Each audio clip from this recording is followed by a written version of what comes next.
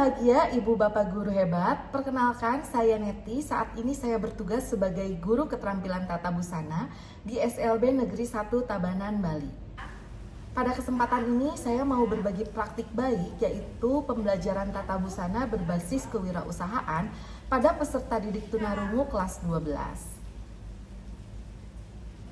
Praktik baik ini berorientasi pada kebutuhan dan kemandirian peserta didik, sehingga peserta didik tunarungu akan mendapat pengalaman baru bagaimana cara berwirausaha.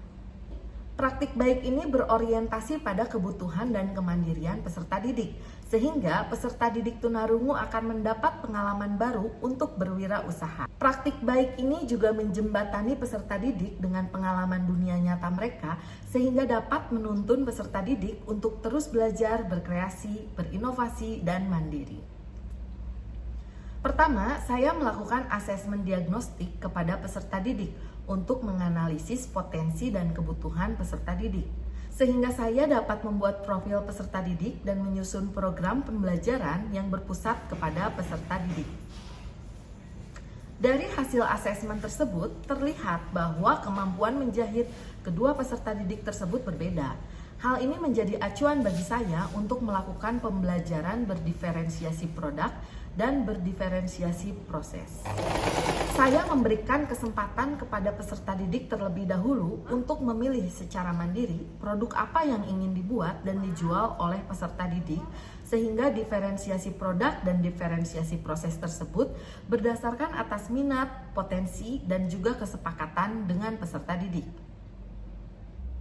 Pembelajaran dalam praktik baik ini mempunyai tahapan-tahapan kegiatan yang terstruktur, dimulai dari pengadministrasian menggunakan buku kas sederhana, termasuk di dalamnya mencatat modal, pengeluaran, dan pemasukan.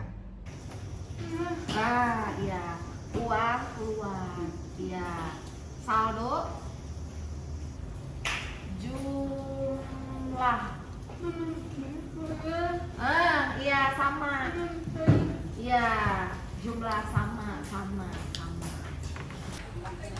Kemudian masing-masing peserta didik diberikan modal awal untuk dikelola menjadi sebuah kegiatan wirausaha yang selanjutnya akan dibelanjakan peserta didik untuk membeli kain. Peserta didik juga berperan aktif dalam pencarian kain yang sesuai dengan keinginannya dan melakukan percakapan jual beli dengan karyawan. Kedua peserta didik diberikan pengetahuan tentang cara pembuatan masker kain dan ikat rambut secara bersamaan dengan menggunakan media video dan demonstrasi langsung dari guru.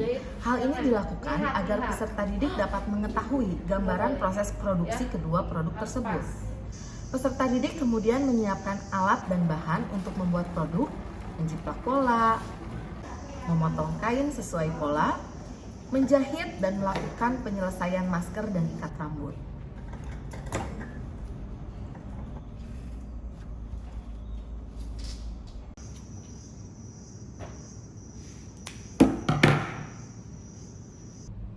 Kemudian peserta didik saling membantu dalam pengambilan gambar produk dengan kamera semenarik mungkin.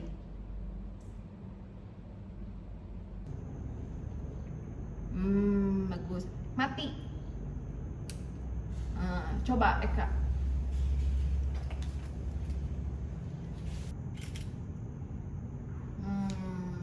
Ya, paham? Bisa boleh.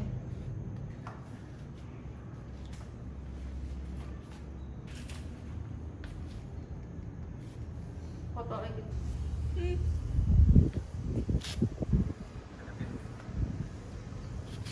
Kedua peserta didik belum mengetahui konsep penjualan secara daring. Mereka bahkan kaget jika melalui gawai mereka juga dapat menjual produk dan menghasilkan uang. Peserta didik diperkenalkan dengan penjualan secara daring di marketplace melalui aplikasi Tokopedia Seller. Peserta didik kemudian membuat akun, mengisi data diri, membuka toko, memasukkan foto produk, dan menulis deskripsi produk yang akan mereka jual.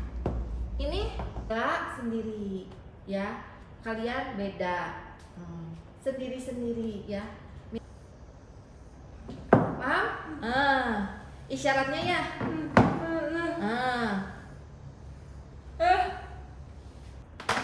Ini Net Gallery, nama Tokopedia aku.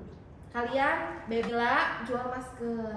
Eka, ya paham? Sekarang kalian belajar cara jualan online di Tokopedia. Tersedia tahu apa? Tahu? Nah, itu ikat rambut berapa semuanya? Ada berapa? Hitung. 16? Gak boleh kan, kamu 2. Jadi aku harus belinya harus 2 aku beli. Paham? Ini satu contoh.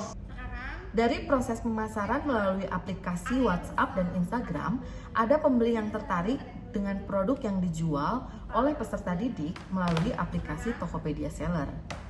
Sehingga di sini guru dapat menjelaskan secara konkret cara untuk menerima pesanan, melakukan pengemasan dan melakukan pengiriman melalui jasa ekspedisi secara mandiri oleh peserta didik.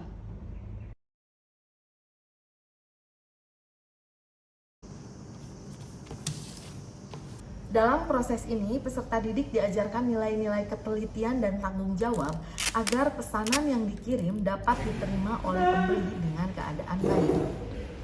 Peserta didik juga diarahkan untuk menjual produk secara luring di lingkungan sekolah. Yang seperti rambut tuh. Rambut nih. Berapa?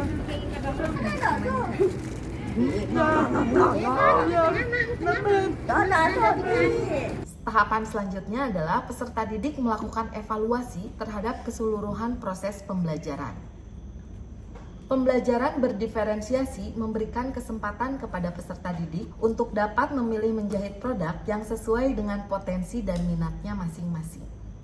Saya juga berbagi praktik baik ini kepada Ibu Ida Ayu Nyoman Chandrawati selaku Kepala Bidang Pembina PK, PLK, dan Bahasa,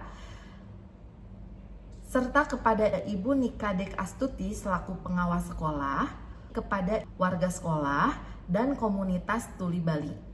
Saya mendapatkan respon positif berupa penguatan untuk terus mengembangkan potensi peserta didik sesuai dengan kodrat peserta didik dan sesuai dengan perkembangan zaman. Peserta didik juga mendapatkan dukungan dan apresiasi dari semua pihak. Peserta didik juga diberikan motivasi oleh komunitas Tuli Bali agar terus semangat belajar dan menjadi tuli yang berprestasi sehingga dapat menginspirasi teman-teman tuli lainnya. Setelah saya melakukan praktik baik ini, saya menjadi banyak belajar. Tidak hanya dari diri saya sendiri, saya juga belajar dari masukan atau umpan balik yang diberikan oleh Ibu Kabid, Ibu Pengawas, komunitas tuli, kepala sekolah, serta teman-teman sejawat lainnya. Saya juga mendapatkan pembelajaran dari murid. Terima kasih kepada semua pihak yang telah terlibat dalam praktik baik ini. Pengalaman dari praktik baik ini membuat saya sadar bahwa sayalah yang sedang belajar dan saya harus terus belajar untuk menjadi pribadi yang lebih baik lagi. Saya Neti, terima kasih.